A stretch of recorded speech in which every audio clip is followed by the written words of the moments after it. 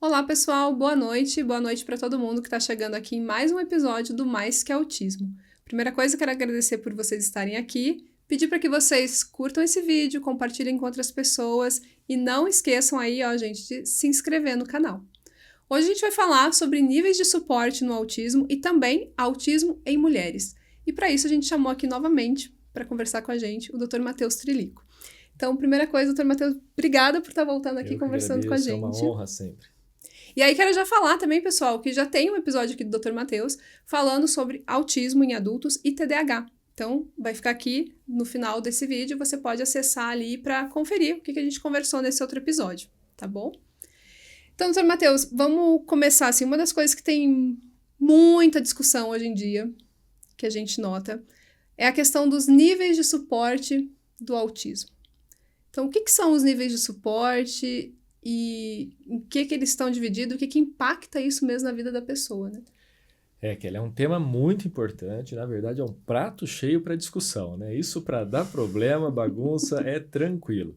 Assim, eu particularmente entendo o motivo da criação, mas discordo muito da aplicabilidade no dia a dia, eu acho que isso traz muita confusão, mas isso é minha opinião pessoal. Os níveis de gravidade, na verdade, o DSM coloca como nível de gravidade, a gente fala suporte, né? Nível de autismo, mas é nível de gravidade. Então, a Academia Americana de Psiquiatria, ali no DSM, DSM-5, gradua o autismo em 3 níveis, nível 1, nível 2 e nível 3. Mas a própria academia deixa clara no manual que o paciente, ele transita entre os níveis, então isso é variável, isso pode mudar de acordo com o contexto, com o momento de vida do paciente. Pelo que se entende, os níveis foram criados para facilitar para os profissionais ali, quem cuida dessas pessoas, compreenderem mais ou menos quais são as características dessas pessoas, mas eles não representam a totalidade do ser. Até porque, se a gente olha ali no manual, os níveis de gravidade, eles se baseiam em basicamente comunicação dessas pessoas e interesses fixos, padrões ali de comportamento. A gente não vê, por exemplo, no caso de um adulto, o quanto que uma depressão afeta, uma ansiedade, um TDAH associado. Então, os níveis tentaram resumir, e eu entendo, isso é importante, afinal, hoje, se a gente pensar até em questões legais, isso é muito relevante.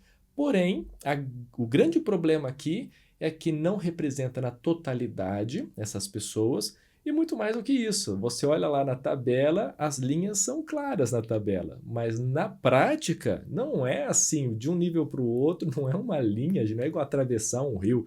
Então é muito tênue a diferença entre esses níveis para os pacientes. E aí a gente escuta, né, nível, vou falar nível, mas aí, como você falou mesmo, seria a gravidade da questão ali do autismo para cada indivíduo.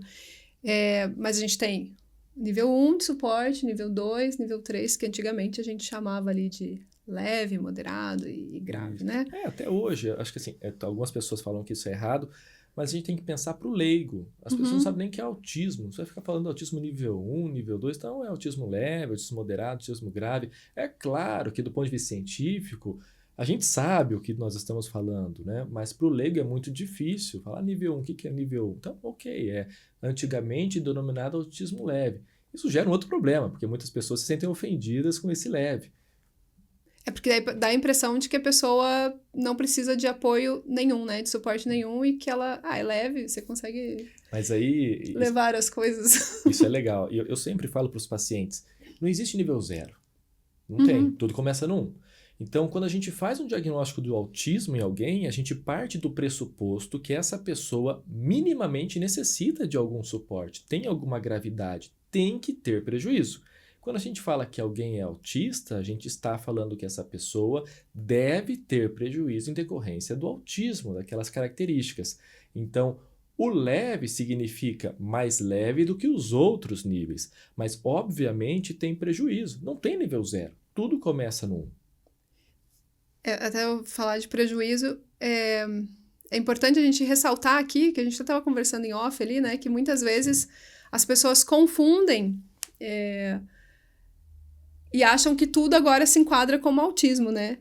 Então, às vezes, você ter dificuldade em alguma coisa, em algum momento da sua vida, não vai te tornar autista. Você tem que ter prejuízo desde lá atrás, né? Exatamente, exatamente. Então, são várias características baseadas em ser humano, né? Então, assim, qualquer pessoa pode ter algumas dessas características, mas para se pensar um diagnóstico, nós temos que preencher critérios durante toda a vida. E um desses critérios é justamente o prejuízo. Agora, uma questão importante: prejuízo é algo subjetivo. Né? Então, e nenhum lugar define o que é prejuízo. O próprio manual que norteia o diagnóstico, ele fala pra gente, ó, tem que ter prejuízo. Mas o que é prejuízo? Ele não fala. Então, para mim, talvez não nadar, não saber nadar, seja um prejuízo. Para você, Kelly, talvez não. Se você nunca precisar, não vai ser um prejuízo. Então, é algo muito subjetivo. E aí é que está a nuance do diagnóstico, a dificuldade que a gente vê muitas vezes em um diagnóstico, um nível 1 de gravidade, um diagnóstico mais leve, né, menos severo, porque a questão é o prejuízo. Onde que está o prejuízo dessa pessoa? Então, esclarecendo, o nível 1, teoricamente, é aquele que tem menos prejuízo do que os demais, mas ele tem ali um prejuízo Tem que ter. significativo é igual para prejuízo. ser, né? Sim. O nível 2 seria um pouco mais, essa pessoa vai precisar tem mais prejuízo e ela vai precisar um pouco mais de apoio ali na vida, né? Sim. E o 3 seria muito prejuízo. Muito mais, muito mais. Assim, uma forma da gente pensar, né? Isso até coloca como exemplo ali no DSM-5, na própria tabela que mostra esses níveis de gravidade. Nível 1, vamos falar de comunicação social. Então, nível 1 é uma pessoa que, muito próximo de mim e de ti, a gente consegue falar normal. Até pode ter uma dificuldade por trás, no sentido de ter que pensar, ter que refletir sobre aquilo, não ser algo natural, mas é uma comunicação social que muitas vezes passa despercebida, não tem nenhuma grande alteração. O nível 2 já costuma falar mais frases curtas. Então, responde direto aquilo que foi perguntado, acabou ali. Se você não ficar puxando assunto, não vai. São frases mais curtas, mais diretas.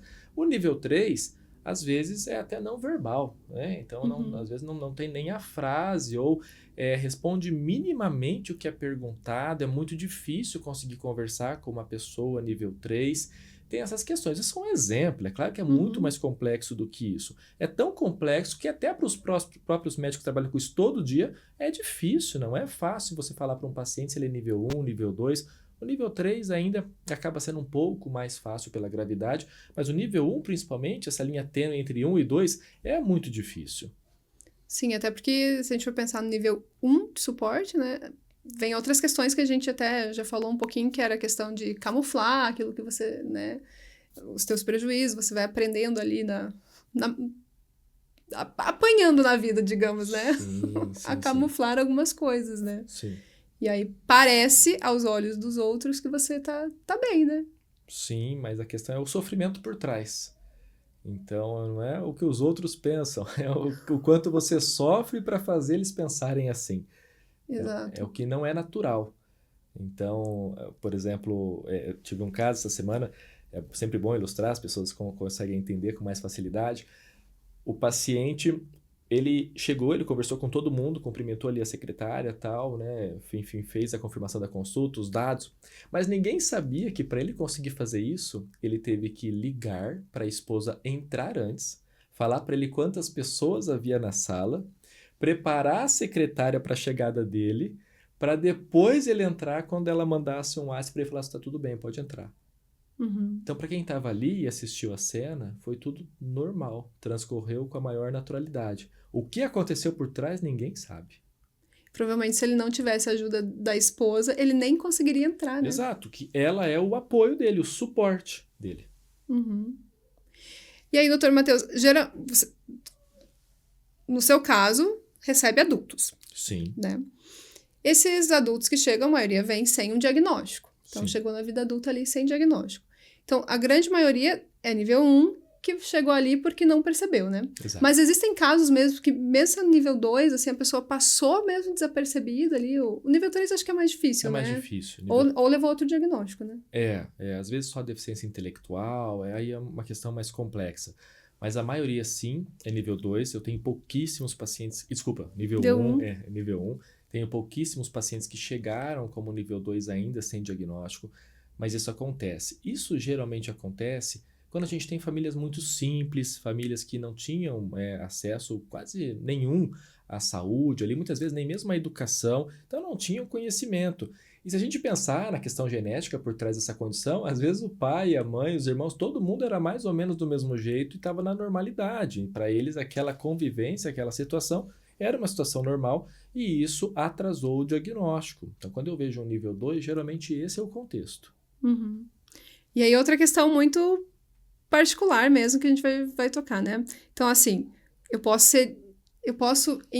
ser enquadrada em nível 1, mas eu posso ter muita dificuldade em algum ponto específico, né? Pode. Então, mesmo sendo nível 1, às vezes, em alguma situação, eu também poderia ser, assim, uma mistura mesmo, em determinado ponto eu estar no 1, em determinado ponto estar no 2, ou... Sim, e o próprio manual fala isso. Inclusive, ele deixa claro que o nível ele não deve ser utilizado para definir provisão, suporte, no sentido de terapias. Isso é individual, porque cada pessoa vai ter a sua necessidade e está no momento, numa fase da sua vida. Como que eu vou falar para um paciente que está no momento de crise, um meltdown, por exemplo, do autismo? Olha, não, você é nível 1. O paciente vai ficar louco, vai falar, não, mas eu tô surtando aqui, eu tô enfurecido, eu tô chorando, acabado. Eu sou nível 10, eu não sou nível 1. Então, é muito difícil. Por isso que eu falo, não se prenda aos níveis. Isso é uma questão técnica, uma questão para nós, profissionais de saúde. Para o paciente, não se prenda ao nível, porque você pode variar ao longo do tempo em diferentes níveis e a depender do contexto e do seu momento de vida. Sim. E a gente também pode transitar, então, de um nível para o outro, assim. Pode, ainda mais você é um nível 1, mas você não faz tratamento, não faz acompanhamento, você pode ir piorando e cada vez tendo mais dificuldades, tanto na parte social, quanto nos interesses, nos padrões, e aí você pode evoluir para o nível 2, ou o contrário, você está no nível 2, você está tratando, tá? Consegue ele evoluir para o nível 1. Tá. No nível 1, geralmente a gente vai ter mais comorbidades associadas ali, ou nos outros níveis também a gente vai ter bastante comorbidade? Também. Acredito que seja um pouco diferente, assim, não exatamente a quantidade de comorbidades associadas, uma vez que não tem nada a ver isso com o nível, né? Não se define nível de gravidade por comorbidades, não. Mas, por exemplo, nível 1 a gente vê muito um quadro de ansiedade, às vezes uma ansiedade leve. O nível 2, muitas vezes, já tem uma depressão, até uma depressão mais grave. Então, pacientes até que tiveram situações de pensamento de morte, né, ideação suicida, esse tipo de coisa. Então, não que a comorbidade esteja diretamente associada ao nível de gravidade. Então, essas condições extras associadas ao nível. Mas elas podem sim estar presentes. Eu não sei te falar uma relação direta entre os níveis e cada uma das comorbidades. Acho que nem existe isso, tá? Mas sim, elas estão presentes em qualquer uma dessas condições. Tá. Eu acho que de níveis, assim, a gente falou, acho que um bom apanhado, né? Ou será que a gente tem mais algum ponto, assim, para ressaltar? Ixi, pode falar sobre isso, o que vai dar pano para manga esse podcast sobre níveis, mas não se prendam ao nível, né? Se você é paciente, deixe isso para o profissional de saúde. E entenda que não é porque você está no momento de depressão, de grande sofrimento, que você é nível 10, né? Você deixou de ser nível 1. Não necessariamente é isso. Porque, por exemplo, igual eu falei, o nível não avalia a depressão, não avalia outros sofrimentos, não é para isso que ele foi criado. Então, às vezes a pessoa é um nível 1 e tem uma depressão grave, ou está numa síndrome de burnout, um esgotamento, não consegue nem ir trabalhar, mas no autismo ela é nível 1. Na depressão, na ansiedade, outra classificação. Pode ter um AVC, uma outra classificação. Esse nível que a gente está falando é do autismo. Então, falar que é nível 1 não é menosprezar ou minimizar o sofrimento dessa pessoa, porque, igual a gente falou no começo, todos têm prejuízo. E condição obrigatória dentro do espectro, mas não se prenda ao nível. Não é isso que define tratamento. O senhor tocou num ponto bem importante, assim, porque eu acho que existe essa confusão muito grande mesmo, porque a gente associa os sintomas de outras questões que estão ali com a pessoa, principalmente depressão, ansiedade, uma fobia muito grande de alguma coisa, e joga realmente tudo para conta do autismo, né? Sim, não, e isso acontece no consultório. Eu já tive até grandes discussões sobre isso com vários profissionais, porque teve uma situação que uma paciente tinha AVC e ela tinha sequelas pelo AVC, mas pelo autismo, para mim, pelo que eu entendo, era um nível 1. Mas a equipe que tinha acompanhado ela antes falou: não, mas ela tem muita dificuldade pelo AVC. Eu falei, mas veja, o AVC é outra escala de funcionalidade. É outra, por exemplo, a escala modificada de Rankin não tem nada a ver com o nível de gravidade do autismo. Então, eu entendo que a vida para essa pessoa talvez seja mais difícil para um outro autista que não teve um AVC junto. Mas quando eu falo de nível de gravidade no autismo, eu não estou falando de AVC, eu não estou falando de depressão, eu não estou falando de TDAH. Eu estou falando de autismo. Que é outra questão, assim, que deve ser muito complicada mesmo para o paciente também entender Muito, isso, né? muito. Que acaba que você sente muito intenso algumas coisas. Até se a gente for pensar, né? Muitas coisas do autismo, questões de processamento sensorial. Às vezes é do transtorno do processamento sensorial. Sim. Que aí muitos autistas também possuem. E aí sente tudo muito intenso. E vai tudo pro... Vai tudo para conta ali do autismo. E o TPS, o transtorno do processamento sensorial, tá ligado ao autismo. A gente quer jogar tudo nos níveis, né? Fala, não, eu tenho que andar com o abafador o tempo inteiro, eu sou nível 20 ali. E não é assim. Tá. Hoje a gente até fez um outro podcast aqui, e aí era em outra área, que era da advocacia, assim, né? E aí o nosso papo era disso, assim, como isso gera confusão para a vida da pessoa autista, na verdade. Sim. E aí ela falou exatamente isso que a gente conversou aqui, que foi criado os níveis para auxiliar o profissional da saúde, né? Sim. Só que aí todo mundo acaba querendo se utilizar desse nível pro seu lado ali, né? Exato, exatamente. O nível, ele meio que é para sintetizar o que o paciente é. Muito complexo, porque sintetizar o autismo é algo extremamente complexo. Mas existe uma subjetividade por trás disso. Quando a gente conversa entre profissionais, fulano é nível 1, nível 2, a gente já entende mais ou menos o que quer ser dito. Mas para o paciente isso é muito difícil. E acho que um dos grandes problemas é justamente o leigo pegar o material que é feito por um profissional de saúde e querer se apropriar daquilo e sem ter um embasamento por trás. Então, ao invés de eu falar, olha, o Matheus, ele não consegue falar direito, ele tem uma dificuldade muito grande de comunicação, é frase muito curta, ele gosta sempre das mesmas coisas, ele come sempre a mesma comida. Não precisa, eu falo, o Matheus é nível 2. Seria mais ou menos essa a ideia dos níveis de gravidade. Só que, claro, não explica tudo. Então, foi uma forma, talvez, de sintetizar o quadro clínico do paciente, mas nós sabemos que não explica tudo. É uma grande crítica a essa classificação e não sou eu que vou mudar isso, né? É uma coisa aí do futuro.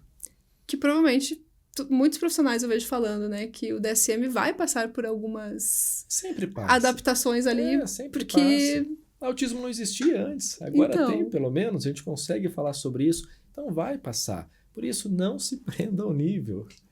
E, doutor Matheus, acho que é bem importante também dessa conversa, assim, o profissional que está atendendo, ele entender não só de autismo ali, né? Porque a gente também vê algumas questões, assim, hoje em dia que o pessoal vai fazer avaliação lá e só entende do DSM na parte do autismo. E esquece que existem outros transtornos, outras questões ali que podem justificar muitas coisas que a pessoa sente ou passa ali, né? Sim, com certeza. Não só como condições associadas, até como erros diagnósticos. Isso a gente até falou no primeiro podcast. Então, tem outras condições que podem ter características do autismo, mas não preenche todos os critérios. De novo, é uma questão... E não é checklist, né? Não é, eu não gosto de gente, não sei... Não é isso. Se é checklist, até o padeiro faria o diagnóstico. Não precisaria de profissional de saúde. Mas o contexto como um todo. Tá. E eu acho que deu para esclarecer bastante coisa ali dessa parte. Que bom. E aí vamos entrar em um outro ponto, assim, que acho que esse vai render mais ainda, que é o autismo em mulheres, né? Sim. Que a gente tem ainda um índice, eu acho que a cada 4 homens, é diagnosticado, uma mulher é diagnosticada, né? Por que esse número é real ou esse número também está mudando porque a gente está conhecendo melhor ali o autismo nas mulheres, né? Então, a gente vê que parece, de fato, ter um subdiagnóstico nas mulheres, justamente pela capacidade que elas têm de mascarar, mas também existe uma teoria que as mulheres, desde lá de trás, elas são expostas muito mais do que os homens a socializar. Então, era aquela ideia, o homem ia trabalhar, a mulher antigamente ficava em casa, tomando chá, batendo papo, isso não existe mais hoje. Mas antigamente era essa a ideia. Então, é algo enraizado de que a mulher vai conversar mais, vai dialogar mais, estar mais presente nas interações sociais do que o homem.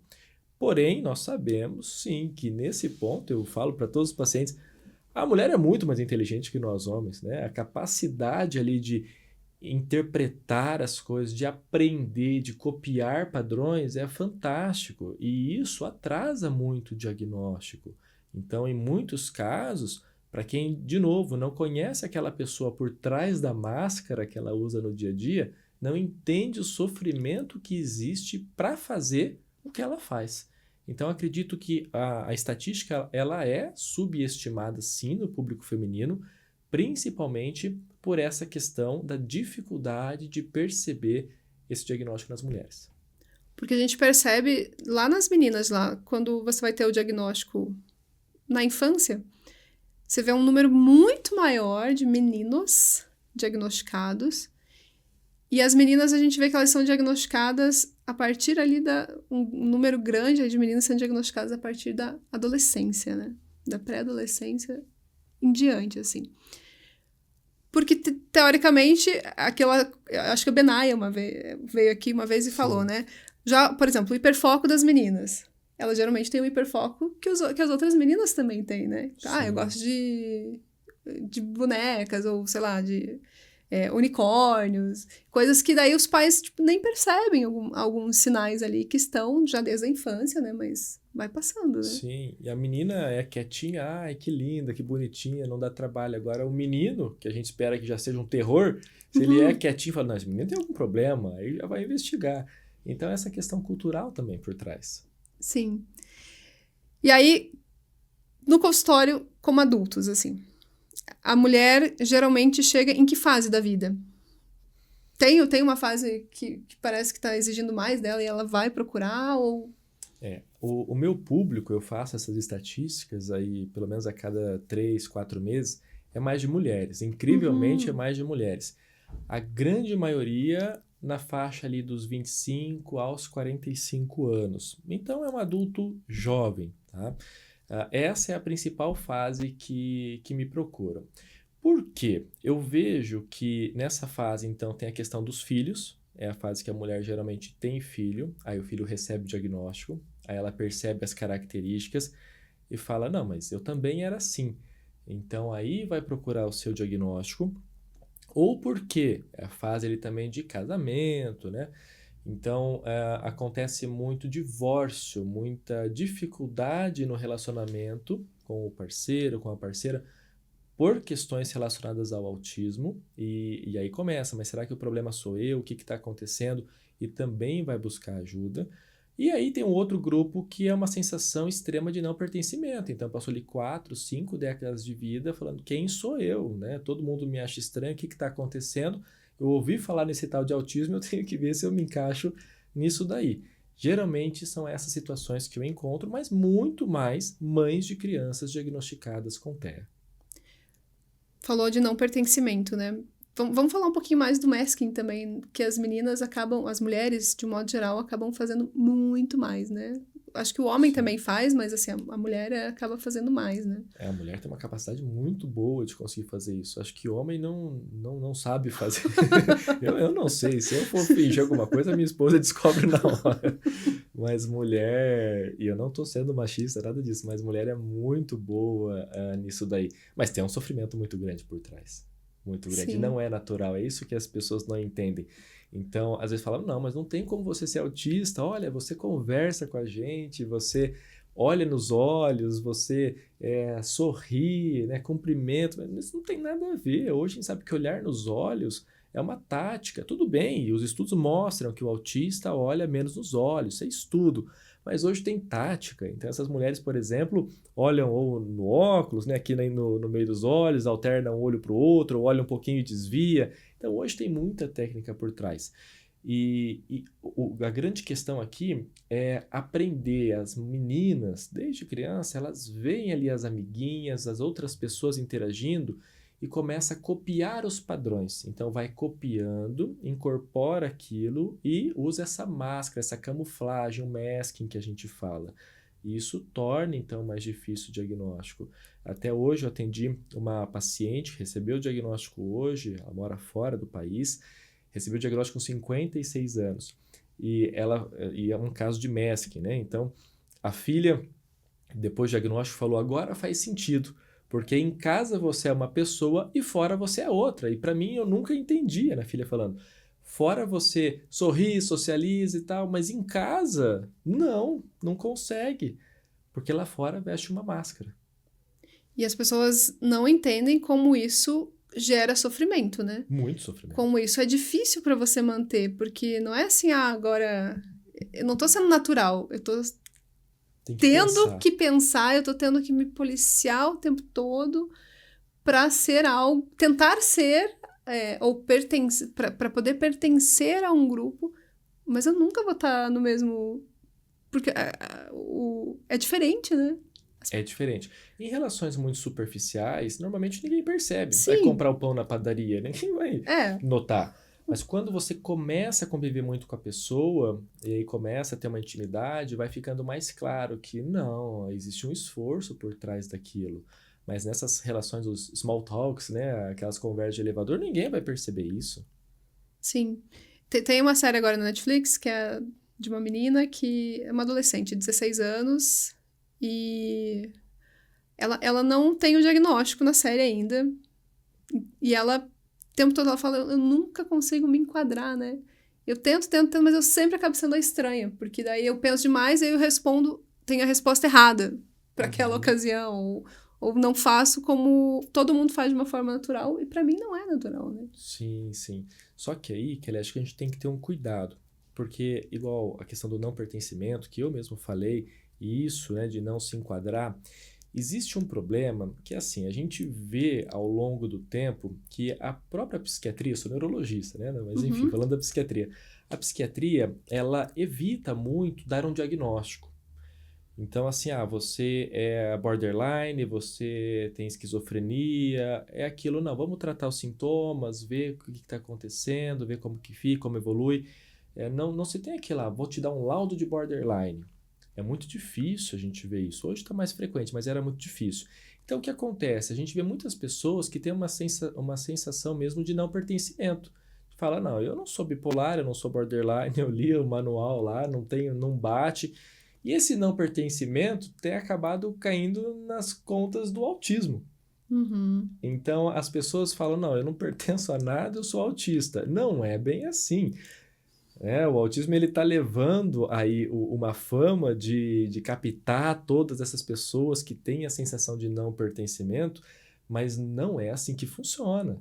Existem critérios muito bem estabelecidos para isso, talvez eles mudem, mas hoje existem critérios e a gente tem que lembrar. Então não é só não pertencer, tem que ter outras coisas por trás. Tem que ter os prejuízos naquelas áreas, né, que a gente já comentou ali também antes, mas tem que ter prejuízo, não é só não ser aceito, por exemplo, em um grupo, ou eu não consigo, com aquele grupinho eu não consigo me dar bem, ou no emprego, alguma coisa assim, né, tipo... Exato, né, eu tenho paciente que fala, não é só ser estranho, é ser estranho e ser autista, então ser estranho não basta, essa estranheza tem que ter um nome, tem que preencher critérios, então não adianta você achar que não pertence. Tem que preencher critérios, isso é muito importante, porque hoje vem muita gente que procura por esse motivo. E aí vou lançar uma pergunta até polêmica, né? Mas por que todo mundo acaba jogando na conta do autismo? E daí a gente cai naquilo, será que autismo tá na moda mesmo? Ou será que os profissionais estão mal qualificados e não estão sabendo? Na moda, não. Na evidência, eu prefiro acreditar que sim, acho isso muito bom, né? Moda, não vejo assim, mas na evidência, até que bom que está em evidência. Colocar tudo na conta do autismo, eu acho que é muito por causa disso. O autismo, ele pegou essa questão de, você nunca se pertenceu a nada, de repente faz diagnóstico de autismo. Então, acho que acabou disseminando essa informação e muitas pessoas acabaram, enfim, tendo essa visão equivocada do autismo. Mas aqui vem uma questão muito importante, e aí uma pergunta que não precisa me responder. Alguém quer ser autista? Porque, veja, é algo que gera sofrimento, é algo que gera muito prejuízo. São pessoas que sofrem todos os dias. E como que alguém quer ser autista? Eu entendo a questão de descobrir o diagnóstico para compreender muito do que passou na vida e para buscar qualidade de vida. Até aqui, ok. Mas alguém querer ser autista não entra na minha cabeça, não faz sentido. Essa pessoa com certeza não sabe o sofrimento que tem por trás disso. É diferente de um autista de verdade entender o que está acontecendo. Porque não tem glamour nenhum, né? Não tem glamour nenhum. Eu não vejo também, assim, algumas pessoas falando, porque agora todo mundo é autista. Gente, não tem nada de glamouroso. Mas quem fala isso não entende o sofrimento por trás. Então. Essa é a questão. De onde que está a culpa disso, eu não sei. Mas até os próprios profissionais de saúde, eu frequento aí encontros de profissionais, de neurologistas, psiquiatras, existe um certo sarcasmo por trás desse diagnóstico. Agora todo mundo é autista, todo mundo tem TDAH, até os profissionais desacreditam no diagnóstico. E assim, gente, vamos deixar bem claro, é um diagnóstico puramente clínico, não tem um exame que a gente faça para falar, olha, aqui veio positivo, você é autista. Não, nem a genética faz isso, nem o genoma, nem por genoma a gente consegue. Hoje, o diagnóstico ele é clínico e todo diagnóstico clínico é passível de erro, a gente sabe disso. Errar é humano. Então, tem diagnóstico errado? Com certeza. E eu acho que não tem nenhum problema a gente falar disso. Talvez eu tenha errado em algum momento da vida, porque é um diagnóstico clínico. A gente estava conversando sobre isso há pouco. Sendo um diagnóstico clínico e baseado na história do paciente, eu dependo do paciente contar a verdade, porque o médico ele não é detetive. Eu não vou investigar a vida do paciente. Não é essa a função do médico, do profissional de saúde. A gente parte do pressuposto que a relação médico-paciente é baseada em confiança. E sendo baseada em confiança de que ambos vão dizer a verdade. Então, se a pessoa chega ali mentindo porque quer um diagnóstico, é muito complicado. Nem sempre um profissional vai conseguir pegar isso. Entende? E é muito dependente do que a pessoa fala. É total, né? Por isso que é importante, muitas vezes, até conversar com outras pessoas e não fechar o diagnóstico só com base no que... Porque eu também posso ter uma... Eu posso ter uma noção equivocada do que eu sinto. Exato. Porque, pra mim, às vezes eu tô com uma outra questão também, uma depressão, uma ansiedade, pra mim aquilo é muito intenso mesmo. Mas, às vezes, o que eu sinto não é realmente da forma que eu ajo, da forma que eu me comporto, né? Com certeza. Então, é isso que a gente chama de heterorrelato. Eu acho super importante, eu defendo, todo mundo que assiste aí os meus vídeos, eu falo heterorrelato, avaliação neuropsicológica. O heterorrelato é o diagnóstico? Não. A avaliação neuropsicológica é o diagnóstico? Não. São instrumentos auxiliares. O diagnóstico final ele é médico, mas a gente tem que somar tudo isso. Uma vez que é um diagnóstico baseado em informação clínica, em história, quanto mais história, muitas vezes, nem sempre, melhor. Agora, é claro, não tem familiar, ou não quer envolver o familiar, ou o familiar é mau informante, pode acontecer. Aí a gente vai ter que usar de outros instrumentos. Mas é muito importante ter o heterorrelato justamente por causa disso. E é engraçado, né? A gente vê assim, quando vai fazer alguma das escalas que se aplica na avaliação neuropsicológica, o paciente pontua, né, de certa forma para o autismo, aí pega a mãe ou o pai. É sempre menos. Sempre não, tô brincando, mas a maioria das vezes menos. Vê aquela pessoa como menos autista. Não existe isso, tá? É só para vocês entenderem. Menos autista do que o próprio paciente. Aí chega o cônjuge, o marido, né, a esposa... Não, é muito mais, né? Muito mais autista do que ela acha. Nossa, o quanto eu sofro com essa pessoa no dia a dia.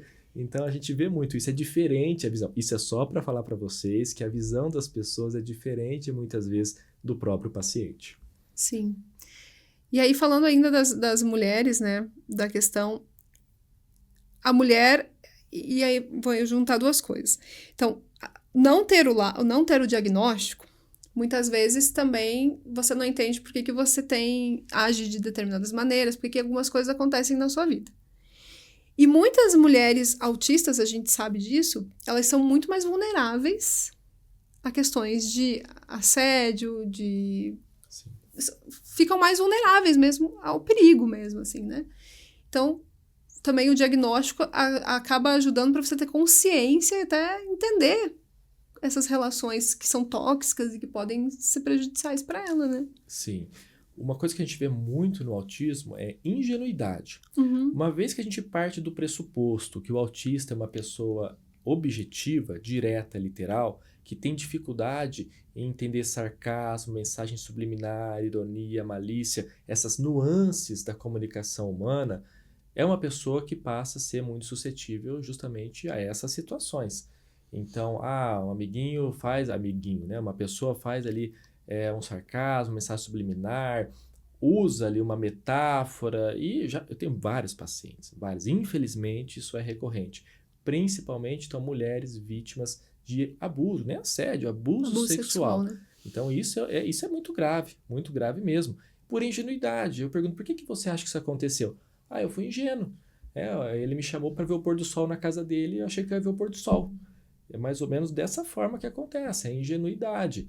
Então, o autista, ele tem muito disso. É muito difícil para um autista mentir.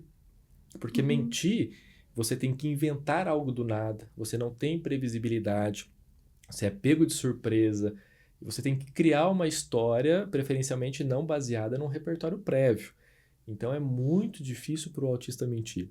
Então, até se um paciente chega e a gente pega ele mentindo, aí já até levanta uma questão, né? Será que realmente é autismo isso? Ou, questões, né? Questões. Deixamos para outros capítulos aí. E essas mulheres também, a mulher autista, ela tende a cair em relacionamentos, porque, assim, também tem aquilo, né? Que é difícil você se relacionar com pessoas, e aí você acaba... A primeira pessoa que aparece, você acaba se envolvendo demais e não percebe que não tem... Que é um relacionamento, às vezes, que não é saudável, e caindo até em... A gente falou em vários divórcios, né? Mas até para ela chegar no divórcio, ela passou por muita coisa na vida, né? Sim, muita coisa. A gente tem essa questão da vulnerabilidade, a questão da ingenuidade. Não digo que isso represente o motivo do divórcio, eu vejo que é muito mais complexo do que isso. Mas sim, como existe uma dificuldade de iniciar uma interação e de manter um relacionamento, porque isso é a base do diagnóstico do autismo, a dificuldade de iniciar interações, de manter relacionamentos, de prosperar nesses relacionamentos. Então, quando encontra alguém ali que é um flerte, vê que deu certo, deu match, né, igual o pessoal fala hoje em dia, pronto, então se agarra naquilo e vai. E a gente sabe que não é assim, é muito mais complexo estabelecer uma relação a dois, um casamento, é muito maior do que isso. E aí essas pessoas às vezes acabam sendo submetidas a situações muito desagradáveis por esse motivo. Sim. Doutor Ilírico, e tem alguns outros sinais, assim, que percebe-se mais nas mulheres do que nos homens? Que se a gente for falar, assim, de sinais, né, tipo... Não, geralmente o que eu vejo é que os sinais das mulheres são mais sutis do que nos homens. Então, a questão de estereotipia geralmente são melhor controladas. Claro, não todas, estou falando muito mais aqui de um nível 1, um autismo mais leve, né, para o leigo conseguir entender. Então, os sinais são muito mais sutis, aquela dificuldade de olhar nos olhos. A mulher disfarça muito bem, ela geralmente cria técnicas.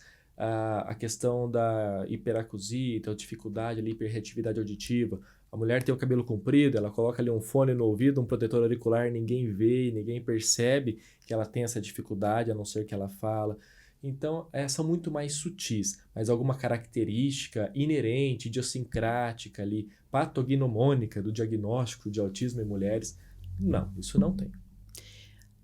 Uma vez eu vi uma palestra que era uma senhora já que recebeu o diagnóstico depois de adulta, assim. E aí ela falava que uma das questões para ter esse subdiagnóstico, assim, né, feminino era porque até pouco tempo atrás tudo era pensado para o homem. Então, os estudos eram feitos pensados no homem, os testes eram feitos porque quem que ia lá? Iam mais homens, não iam? Quase mulheres, né? Nesses testes de rastreio, existe ainda... Será que existe uma falha ali, tipo, de pensar também nesse público feminino, assim? Os mais antigos, provavelmente sim. Os mais novos, eu já vejo que não tanto, tá? Inclusive, hoje, os neuropsicólogos podem falar isso muito melhor do que eu, mas hoje a gente tem, inclusive, testes para avaliar a camuflagem. Então, teste de camuflagem no autismo, né? Isso existe hoje, isso é avaliado, inclusive é indicado aplicar isso em mulheres, principalmente, já que a gente sabe que existe o masking, né, nesse público, é indicado que se faça a aplicação desses testes. Então, hoje isso tem mudado, mas lá atrás eu concordo, provavelmente era isso que acontecia. E também os cuidados que essa mulher... Porque a gente sabe várias questões ali de... que mulher vai passar questões hormonais, aí também tem a questão de se tornar mãe, que para uma mulher que não tem nenhuma questão, já é muito difícil, né? Porque é uma mudança radical, assim, na sua vida. Não sei, né? acredito que seja. Pelo que eu acompanhei lá em casa, é. Então, para a mulher autista nesse momento, é também muito difícil, né? Ah, sim, com certeza. Veja, no autismo a gente já tem uma dificuldade de entender os próprios sentimentos, de expressar isso, de entender o sentimento dos outros. Imagina a menina ali começa a passar então por essa fase de TPM, de menstruação. Aí menstruação entra até a questão sensorial, né? De estar menstruada, aquilo incomoda, sei lá, tem que usar um absorvente. Então, isso começa a criar desconforto. E isso vai seguindo na vida dessa mulher por todas as particularidades. E quando chega, questão sexual até, né? Antes de engravidar tem a questão sexual. E a questão sexual é outro ponto importante, é outro desafio. Muitas mulheres passam anos sem ter prazer, na verdade tem desconforto na relação, algumas nem gostariam de ter relação, mas nunca contaram isso para os parceiros, não sentem falta nenhuma de ter atividade sexual e, enfim, isso são particularidades desse público, do autismo, não é falando bem ou mal de ninguém, não, cada um tem a sua questão. Mas essas particularidades no autismo existem, e isso é uma questão importante. Eu vejo muitas mulheres casadas há anos que quando eu pergunto, e como que é a vida sexual, tem prazer? Começa a chorar, desaba de chorar, porque nunca teve, não queria nem ter tido relação sexual, mas jamais vai falar isso pro parceiro. Tem filhos grandes já, como que vai falar isso? Acaba o casamento. Infelizmente, se não tiver compreensão ali da outra parte, acaba. Então é muito complexo. E aí engravida. Engravida, como Kelly, você pode falar muito melhor do que eu, mas aí é mais uma enxurrada de hormônio, mudanças no corpo. E aí, de novo, entra a questão sensorial, entra a interocepção, entra a capacidade de sentir o próprio corpo. E veja, aí a mulher grávida, começa a ter que passar por várias situações. Consulta de pré-natal, toque, ultrassom, ambiente hospitalar, consultório médico, mudança de rotina. Isso para maternidade atípica é um terror. Você ter que estar planejado tal coisa, tem que mudar. Não funciona direito, gera muito sofrimento. Aí chega o parto. Muitas vezes não tem nada de humanizado no parto. Né? Aí chega o parto lá, o hospital, o monitor apitando, aquela luz branca em cima da cabeça da mulher.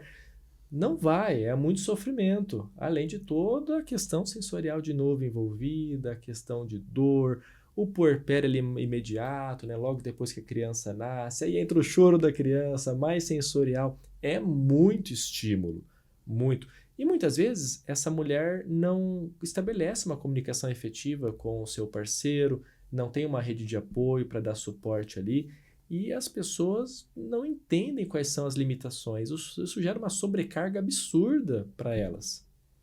E eu escutei muitos relatos, assim, pro nosso público no Mágicas de Mãe, para mães, né? Então a gente escuta muito relatos mesmo de mulheres autistas que quando chega o bebê tem uma dificuldade muito grande de conexão com o bebê, porque não é pelo fato de não gostar do filho, é porque são tantos estímulos que estão acontecendo naquele momento. Sim. Que para ela é muito difícil essa conexão mesmo, né? Sim, com certeza. É tanta coisa para pensar. E aquela questão de tem um ser novo ali é difícil, aí você tem que amamentar, e como que faz isso? E dói, né? No começo, o relato que eu vejo aí Dói. é que dói. Isso é muito difícil. Imagina, se é difícil para o neurotípico, para um paciente atípico, um autista, que tem todas essas questões, é muito complexo. E uma das bases do autismo é a necessidade de rotina, de previsibilidade. Acabou a rotina. E o fato de ser você responsável agora por outra pessoa. E muitas vezes essa pessoa é que precisa do suporte também, e ela não tem, e ela tem que dar suporte, né? Exato. De novo, quando a gente fala de autismo, se tudo começa no nível 1, todo mundo precisa de algum suporte em algum momento da vida, né? Por menor que seja. Agora tem que dar suporte para uma criança. Isso é muito complexo mesmo. Eu acho que é um turbilhão ali que eu não sei como. As mulheres autistas ainda não recebem esse suporte nessa hora, assim, tipo, não, se nem da os maternidade. autistas, sem ser mulheres, né? Tanto homens quanto mulheres, mas não mães, têm o suporte adequado hoje em dia. Imagina as mães, né? As gestantes autistas. É muito difícil, a gente está falando de algo que vai levar anos. Tem melhorado, a gente às vezes fala muito mal, mas eu já vi melhorias importantes aí ao longo dos últimos anos. E espero que isso continue acontecendo, mas de fato é algo que ainda não tem o suporte adequado. Doutor Chelico, muitas das mulheres... A gente vai falar das mulheres que a gente sabe que existem mais esses diagnósticos, porque geralmente também mulher vai mais no médico do que o homem, né? Claro, com certeza. Com certeza. A mulher vai lá e não tá bem, investiga e tal. O homem é mais difícil pra você levar lá. Sim. Mas os diagnósticos que as mulheres recebem antes de ter o diagnóstico de autismo também é muito grande. Você vê, assim, receber a vida inteira, né? Como bipolar, como borderline mesmo, e outros diagnósticos ali, depressão, tudo jogado nos sintomas disso e tomando medicação, e nunca resolve. E aí chega... Por isso que elas vão também, muitas de nós, né? Vamos atrás do diagnóstico para entender por que eu nunca melhoro disso, porque eu tenho esse diagnóstico, tomo remédio, faço terapia para isso, mas não resolve, né? Sim, sim. Às vezes a causa pode ser essa, o autismo. Mas nem sempre. De novo, não jogue tudo em cima do autismo. Então aí tem que avaliar cada caso. A gente sabe que pode existir uma confusão diagnóstica. Não necessariamente sobre bipolaridade e autismo, muitas, inclusive, não tem essa confusão. Eu falei bipolar assim porque eu não entendo muito, mas assim, são vários, né? Sim, mas é muito frequente ter a bipolaridade e o autismo, no sentido de o paciente ele cicla ali o humor, mas não um ciclar de um bipolar, né, de um dos bipolares, por exemplo. É porque ele tá ali e foi exposto a um ruído que incomoda muito, fica irritado, às vezes fica até agressivo. Resolveu aquilo, pronto, melhorou, depois de alguns minutos melhora. Então não é esse ciclar do bipolar. Nesses casos a gente pensa mais no autismo. Mas existem diagnósticos, igual o próprio borderline, que é um viés muito grande e uma chance de um erro diagnóstico com autismo muito grande. É uma linha tênue ali de um diagnóstico e de outro. E aí, de novo, a gente pode errar. É um diagnóstico clínico, tanto borderline quanto o autismo. Eu estou dando exemplo só de um. Então, é passível de erro. A gente tem que admitir isso, né? Pode errar. Tanto falar que é border e ser autismo, quanto falar que é autismo e ser borderline. Isso é só um exemplo, tá? Tocar num assunto também que é bem difícil, assim, né? Que a gente também vê muitos casos de suicídio, de mulher... Falo de novo, mulheres, mas também acontece com homens, tá, gente? Mas na mídia o que a gente mais vê é mulheres que não aguentam, principalmente quando tem filhos ali também. E porque é tanto, né? Não consegue realmente o suporte que precisa e nem dá o suporte e acaba cometendo o suicídio, assim. O público feminino está mais exposto a essa questão, assim? A estatística no autismo parece que sim, a gente não tem nenhuma estatística brasileira, mas o que nós temos aí de fora é que o suicídio é a segunda causa de morte nos autistas e que representa aproximadamente 11% dos suicídios no mundo. Então, é muito relevante, sendo maior em mulheres do que em homens. Então, isso é um fato, tá? Então, é sim uma questão de saúde pública, eu sempre bato nessa tecla, falo para os pacientes, inclusive é um alerta, porque existe uma tendência do paciente autista, de todo mundo, né, mas do autista até pela rigidez cognitiva, de não vou tomar remédio. Então, às vezes, chega no consultório quando já está assim no fim da linha. E aí o remédio demora para fazer efeito. Então, a gente tem que ter esse insight, tem que ter isso em mente de que acontece por todas as questões relacionadas ao autismo e se precaver, prevenir. Então, se sabe que isso acontece, a estatística está mostrando, a gente sabe que pode acontecer com qualquer pessoa, mas principalmente autistas. Nós temos que nos antecipar a isso e cuidar melhor dessas pessoas.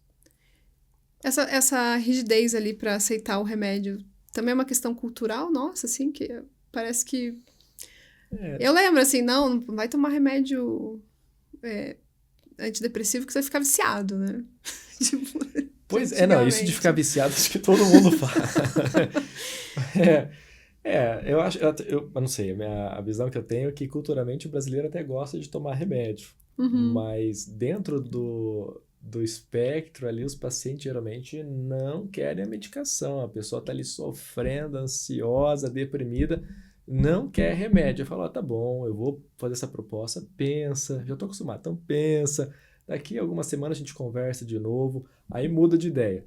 Mas no primeiro contato, de fato, é muito difícil mudar a opinião dessas pessoas. Às vezes eu tenho que mandar até artigo científico falando, é melhor usar o remédio no seu caso, para provar. O autista precisa muito de prova, né? A gente tem que mostrar ali que existe uma evidência por trás. Mas é difícil, é difícil. Existe uma diferença, assim, desse comportamento da mulher também, o autista é lógico. Então... Mas, ao mesmo tempo, a mulher também ela é mais observadora, ela consegue ter um pouco mais talvez de empatia, porque ela observa melhor, então ela consegue ter essa empatia um pouco maior, assim, talvez, do que o homem. Mas esse comportamento de ser lógico, tem uma diferença, assim, do homem para a mulher? Algumas... o homem é mais rígido ou a mulher é mais... Varia. Mais prática. Eu vejo que o homem ele é mais objetivo e mais rígido. E estou falando da minha percepção no consultório no dia a dia, com os meus pacientes autistas, né? Do que as mulheres. Agora eu não sei se elas também acabam me enganando ali com esse masking e falando aceito, tal, concordo e no final não concorda com nada. Mas os homens, eles deixam mais transparente ali. Não, eu não vou fazer e pronto. Não quero tomar o remédio e acabou. A minha opinião é essa e vai ser assim.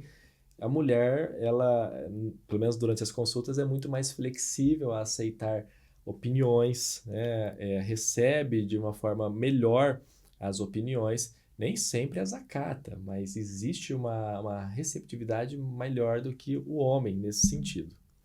Eu vejo muitas mulheres também falando que elas são mal interpretadas no sentido de... Eu tenho muito disso, tá?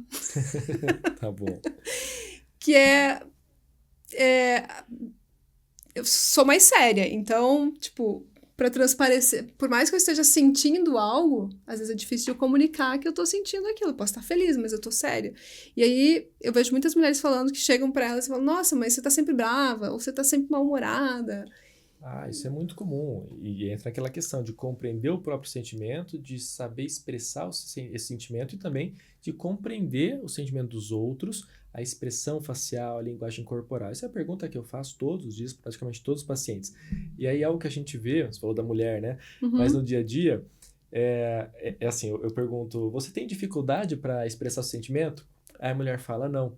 Aí o marido, mas eu pergunto toda hora o que você está sentindo, eu não entendo o que você tem, porque olha para ela, ela está sempre com a mesma cara, sempre do mesmo jeito. E tá feliz, tá triste e não muda a aparência, né? A face. Então tem essa dificuldade por trás, sim. Não é só da mulher, acho que até a mulher consegue se expressar melhor do que o homem, também como consegue mascarar muitas vezes as características melhor do que o homem. Mas os dois públicos têm essa questão em relação às emoções, à compreensão e à expressão delas. Sim. Que eu já escutei bastante mulheres falando, né? Sou a mal interpretada no trabalho, mas aí acho que vem do homem, talvez ele manifeste de uma forma, talvez, de ficar mais quieto na dele, né? E também de falar coisas muito inapropriadas no momento que não deveria. Sim, ser muito objetivo, né? Muito direto, muito literal, responde o que é perguntado e aí está sendo rude, grosseiro. Mas, assim, se você não quer saber a resposta, por que é que pergunta? É isso que os autistas falam. Eu não entendo, a pessoa pergunta, eu respondo, ela acha ruim, mas por que me perguntou então? É tão óbvio. Mas tem essa dificuldade. Quando a mulher, falando da mulher ali, recebeu o diagnóstico, existe um padrão ou o que vai ser indicado para ela a partir daquele momento, assim? Habilidades sociais, terapias, O plano terapêutico ele precisa ser individualizado, né? Então a gente vai ter que avaliar cada pessoa. Mas sim, de uma forma geral, treinamento de habilidades sociais, então é a psicoterapia, a linha cognitivo-comportamental, focada em treinamento de habilidades sociais, é algo indicado para praticamente todos os autistas adultos, quase todos. Então as mulheres se incluem nisso. Né?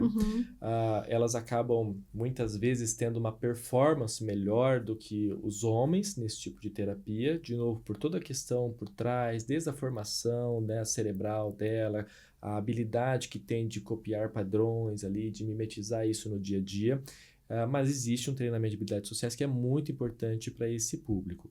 E não só habilidades sociais, tem a questão sensorial, às vezes a gente vai precisar de medicação. Então, assim, a terapia é a base. É a base do acompanhamento desse público feminino, principalmente, então, focado em habilidades sociais, mas não é só isso. Porque o público feminino também, falando ali em medicamentos, né, acho que é difícil até de você perceber algumas coisas do próprio desenvolvimento da mulher. Por exemplo, tá entrando numa menopausa e não tem percepção mesmo desse corpo, que muitas vezes essas questões sensoriais são diferentes, né? Sim. Então não tem uma percepção do que está acontecendo com o corpo, ou mesmo cuidados com a própria saúde, né? Sim. De sentir que pode estar doente, por exemplo, e nem sabe. Exato. Essa questão da menopausa é interessante, porque é uma situação em que naturalmente a mulher pode ficar, não fica, né? A gente pode generalizar, mas pode ficar mais irritada, mais ansiosa, mais lábil emocionalmente, então mais deprimida, chorar com mais facilidade. E às vezes os pacientes vêm e falam, nossa, mas meu tratamento não está funcionando, eu estou surtando. Aí a gente vai ver, tá nessa fase, tá entrando aí na menopausa, então tem que acompanhar junto com o ginecologista, tem que fazer um tratamento adequado para essa fase, prescrito pelo ginecologista, associado ao tratamento daquilo que o autismo acarreta. Né? Então, a ansiedade de base, a depressão, isso precisa ser acompanhado junto. Mas é uma fase muito particular, assim como tantas outras na vida da mulher, que precisa de acompanhamento correto. Então, assim, a maioria das mulheres, quando entram, por exemplo, para ver aqui nos podcasts mesmo, perguntam, mas como que eu vou ter certezas que eu sou autista? Tem alguma característica, algum sinal diferente que eu tenho que notar, né? Ou mesmo, isso que a gente falou, que daí tem que tomar muito cuidado também de sair fazendo checklist aí, né? Tipo, para ser autista tem que ter isso, e daí acha que fechou aquilo, porque viu na internet. Né? Mas a mulher, por essas questões, assim, de que eu consigo... Eu não sei se... Às vezes eu acho que a mulher nem se dá conta de que ela tá mascarando também, né? Sim, porque aquilo começa a ser natural. Então ela tem que trabalhar. Ela pensa, pô, não dá para eu ser do jeito que eu sou em casa no trabalho. Então ela começa a incorporar aquilo. Ela nem sabe o nome, né? Ela fala masking, camuflagem, mascarar, nem sabe que isso existe. E ela vai lá, tem o trabalho dela, o dia a dia dela, chega em casa, ela é outra pessoa. Claro, nem sempre isso é autismo, mas a camuflagem, ela envolve essa questão, essa percepção. E aí... Quais sinais, assim, tem algum sinal diferente do que é no homem para o que é na mulher? Ou... Não diria sinal diferente, mas a palavra talvez seja sutileza dos sinais. Então, na mulher, muitas vezes, não vamos generalizar, o autismo é um grande espectro, né? As pessoas são muito diferentes entre si, apesar de terem o mesmo diagnóstico. Mas muitas vezes as mulheres... elas exteriorizam, elas sentem, elas representam as características do autismo de forma muito mais sutil do que o homem. Então não existe um critério diagnóstico diferente para as mulheres, os critérios são os mesmos, a questão é como que a gente percebe isso nas mulheres, porque muitas vezes é mais sutil do que nos homens. Então isso vai tanto para o profissional que está avaliando, que tem que entender isso, quanto para a pessoa que vai buscar ajuda.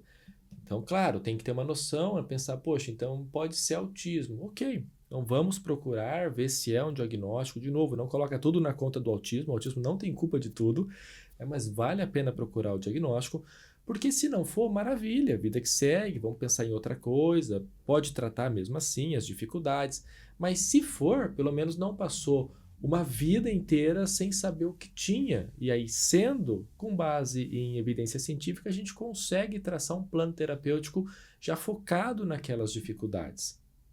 Sim, porque bem aquilo que a gente já falou em algum momento aqui, que era traz qualidade de vida, né? Essa é a ideia. Já Traz que é qualidade de vida. uma condição, então não vai mudar, não vai deixar de ser autista, mas por que a gente vai tratar? É qualidade de vida. Os pacientes choram todos os dias no meu consultório. Eu tenho que comprar lenço lá, porque é qualidade de vida. Ah, todo mundo vai ter mais qualidade de vida? Não sei, mas essa é a ideia. Eu não vou fazer ninguém deixar de ser autista. Mas se a gente sabe o que causa, a gente sabe o que está por trás, a gente reconhece as dificuldades, então por que não trabalhá-las de forma a facilitar a vida dessa pessoa? Se vamos conseguir, é outra história. Porque eu falo, no consultório eu não faço milagre, eu só guio, eu oriento. Depende não só do profissional, mas também do paciente. Então, é uma questão aí de colaboração entre as partes para a gente alcançar sucesso e qualidade de vida. Entre as partes, muitas vezes, da rede de apoio que essa pessoa vai ter, Com certeza. Da realidade daquela pessoa. São N fatores, né? A gente falou ali de uma questão que era da resistência que muitos autistas têm a remédios ou mesmo a cuidar de si. A gente sabe que é muito difícil às vezes ter o autocuidado e aí envolve também, né? E o médico é um autocuidado que você tem com você, né? Sim.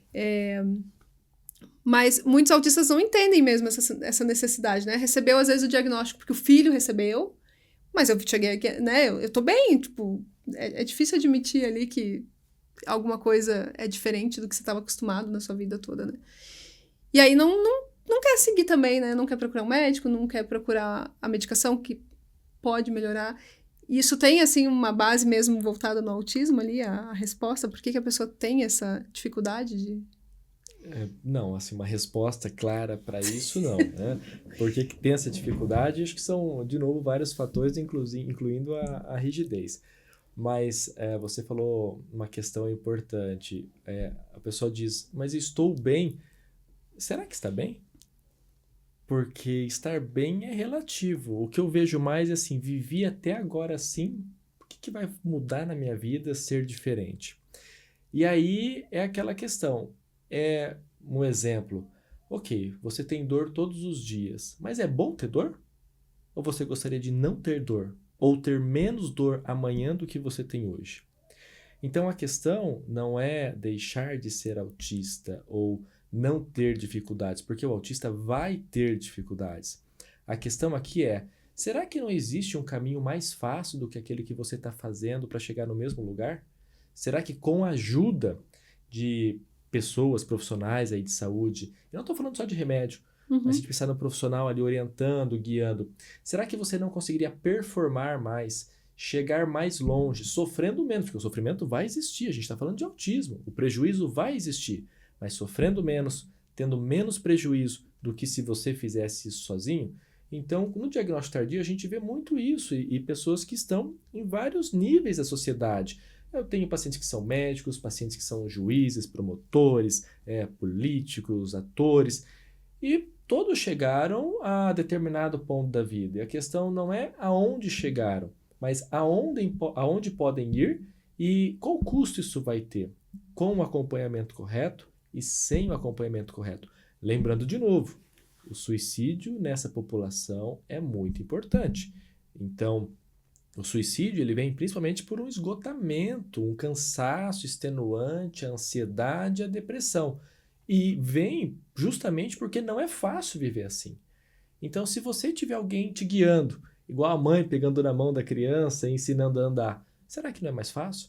A criança vai cair do mesmo jeito. Mas será que não é melhor ter alguém ajudando ali? É uma pergunta que fica no ar. Fica pro público. Fica Cada um pra tem você a sua resposta. que tá aqui procurando ajuda, porque quem tá aqui é porque se interessou e que tá Sim. buscando respostas mesmo, né? Sim. E talvez a partir dessa pergunta a pessoa vá atrás. Reflexões, reflexões. Às vezes uma pergunta vale mais do que 1000 respostas. Exatamente. E, doutor Matheus, só uma última pergunta que eu pensei aqui agora, Claro. que é a questão da gente falar, a gente já falou um pouquinho ali, que a mulher, naturalmente, ela acaba fazendo mais coisas que o homem. Isso é comprovado cientificamente, tá? Sim.